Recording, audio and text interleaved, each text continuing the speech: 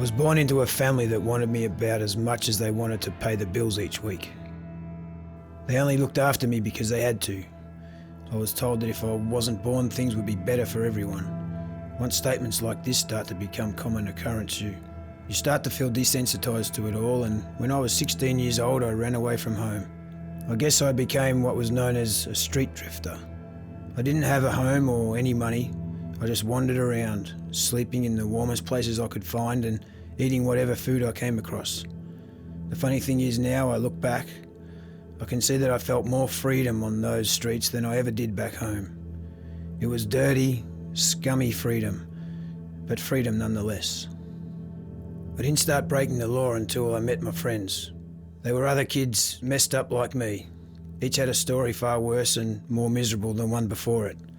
But this common trait is what drew us together.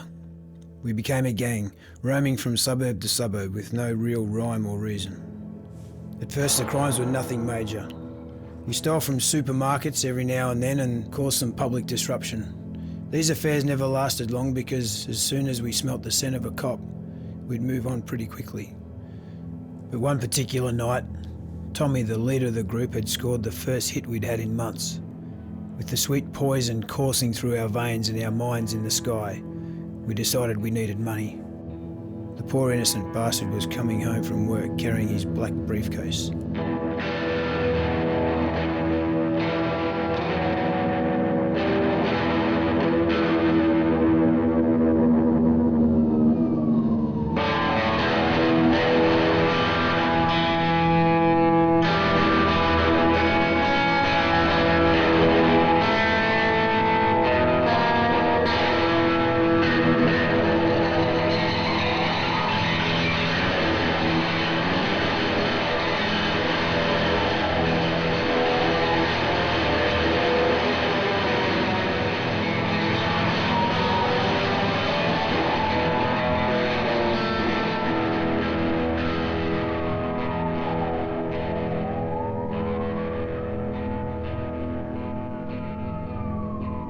I only caught a glimpse of the blood as the hate-filled act I had just committed dawned on me.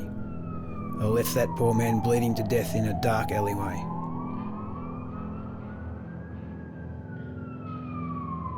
It was only about 4 hours before the cops found me. I thought about resisting arrest, but the anger I felt had subsided into regret. And as I drove off in that police car, I deserted what I had left of my innocence back in that alleyway. I was shoved into a holding cell, and within a year I was already on trial. I sat down at my bench with my court-appointed legal aid, and he leaned across and whispered something in my ear. There was no point trying to argue, so I confessed, and like a coward I pleaded for a shorter sentence. I got 15 years and was thrown into the state prison. Once again the fire inside me began to burn, but it wasn't because I had left that man dead in the alley, it's because I had left him alive. My legal aid told me I had put him into a coma. I spent the days in prison as a recluse, and all my time was taken up by working and exercise. Both my parents died in a car crash about 2 years into my sentence. I felt like blaming them for all this, but in the end, it was just me. As time went on, I experienced things I wish I hadn't and got into fights I didn't need. But I guess all of that was a small price to pay for taking a man's life away from him. I had made one friend in my time there. His name was Cliff Thompson, and he had run the local boxing centre in town. He told me he was an ex-boxing champ, and after a while he started taking interest in my training. He said that if I ever got out I should come down and try out for boxing. I agreed, and I told him I would. 2 weeks later, Cliff got out on parole, and I continued my sentence for another long 8 years, until finally my time came around. I saw it as a second chance I did not deserve, but I took it anyway. The first people I went to visit were my parents. They laid in the ground at the local cemetery. I couldn't even work up the courage to stop at their graves. I just walked through and thought about everything. If this was a chance for redemption, I'm not going to waste it.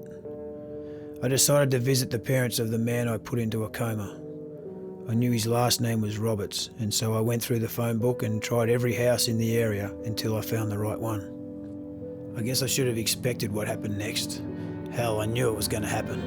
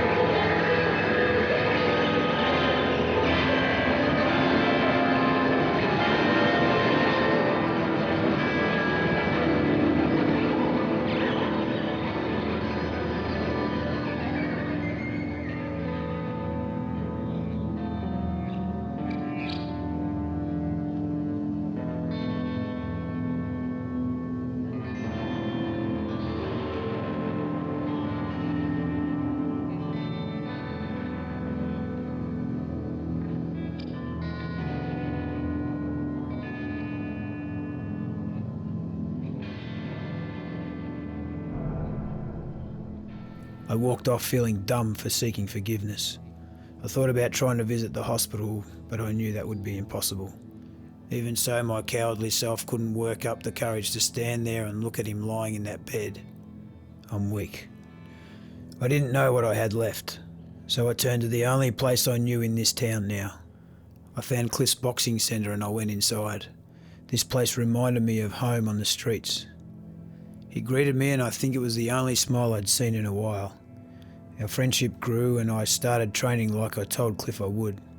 For the weeks I was there, Cliff let me stay in the back room until my first fight finally came. And I won.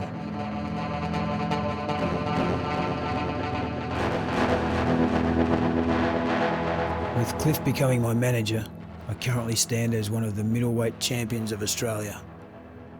Looking back now, I don't deserve this title. I don't deserve anything.